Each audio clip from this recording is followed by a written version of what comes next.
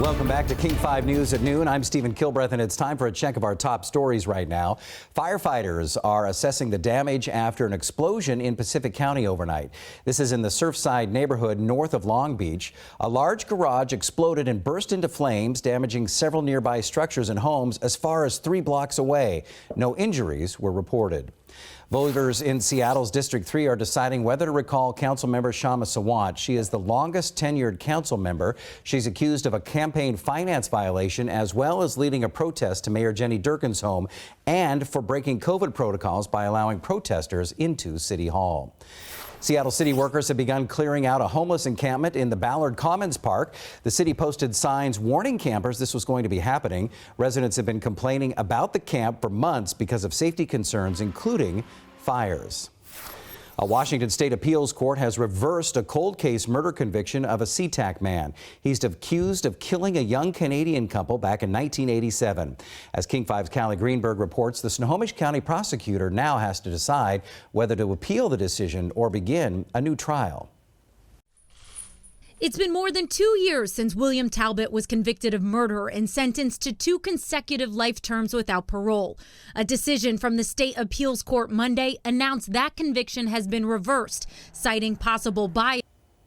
If the county decides to appeal and the state Supreme Court rules in the county's favor, the conviction will be reinstated and the life without parole sentence would be final. If it rules in Talbot's favor or if the request is denied, Talbot will be given a new trial. The county expects to make its decision about what to do this week.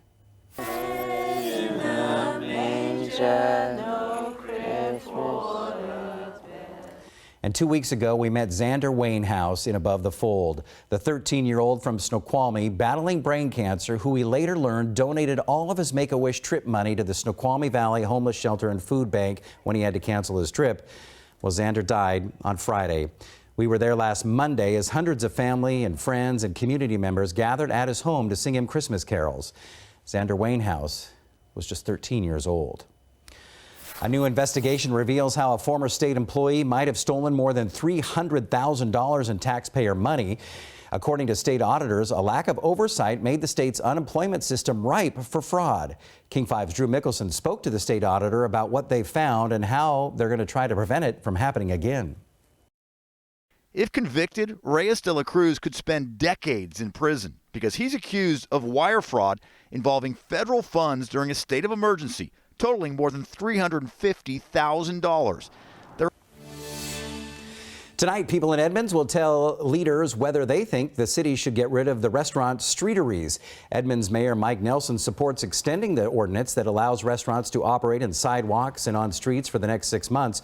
Right now, that ordinance is set to expire at the end of the year. Some business owners say with the pandemic as it stands, it would be foolish to remove outdoor seating, but other business owners without the option for outdoor seating want more parking for their customers. I think we need to level the playing field. I think all restaurants need to be on the playing field together, not just the ones that have streeteries. Mayor Nelson says a city survey found many people would visit downtown less if the streeteries were gone. Tonight's meeting is being held virtually starting at 7 o'clock. Washington restaurants will no longer automatically include single-use utensils with food orders. Starting on New Year's Day, a new state law goes into effect that is trying to reduce waste and litter. So whether it's forks or spoons or straws or condiment packets, you can still ask for them. They just won't come automatically. Second straight big day for Wall Street. We have the biggest movers and biggest local movers today, including NanoString, Nordstrom, Monolithic, Funko, all up 5 to 7% today. And a biopharmaceutical company located in Seattle is up 13% to $7.78 a share. And we have some breaking news that striking workers at 4 Kellogg cereal plants have rejected that tentative labor deal, voting to continue their 2-month-long strike. Travel stocks led the big stock market rally yesterday. Boeing shares were up almost 4%, and they're up another 2% today. American Airlines was up 8%. Carnival and Norwegian Cruise Lines went up 2%. All of this came after Dr. Fauci revealed that early evidence shows that the new variant might not be as bad as first believed. California says it's working to clear up the backlog in shipping containers at the ports. The state's ports had planned to charge a fee to those companies whose containers sat too long, but that was just the threat they needed to get them all moving again, as some of them are moving right now. The executive directors of the Southern California ports will make a final decision about all those fees on Monday. And Instagram is rolling out a new tool called Take a Break. It supposedly is going to make it easier for people, particularly teenagers, to spend less time on Instagram, although you have to opt into the program. And how it works is on the honor system. It will alert you if you've been using the app a certain amount of time that you can set. Instagram says it will also take a stricter approach to what content it recommends to teenagers. The feature is still in the early stages of development and will expand next year.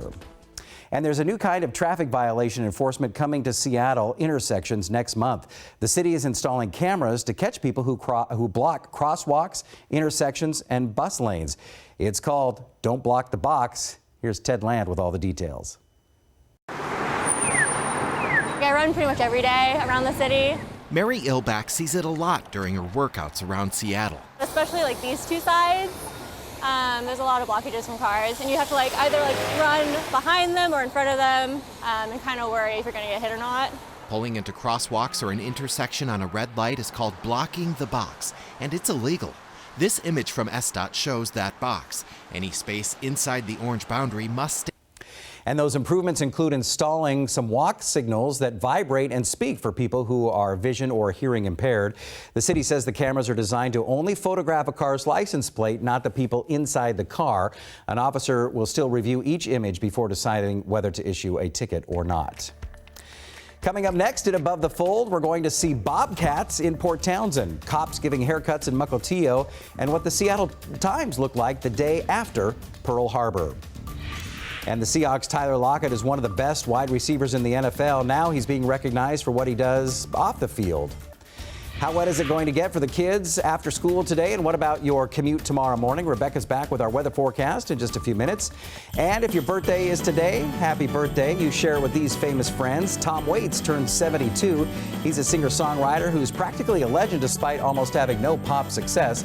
And I'm sure you recognize Jeffrey Wright, age 56, one of the hardest working people in showbiz and TV and movies. And the pride of Bremerton, 5-time Olympic gold medalist and swimmer who also is a cancer survivor, Nathan Adrian turns 33 today.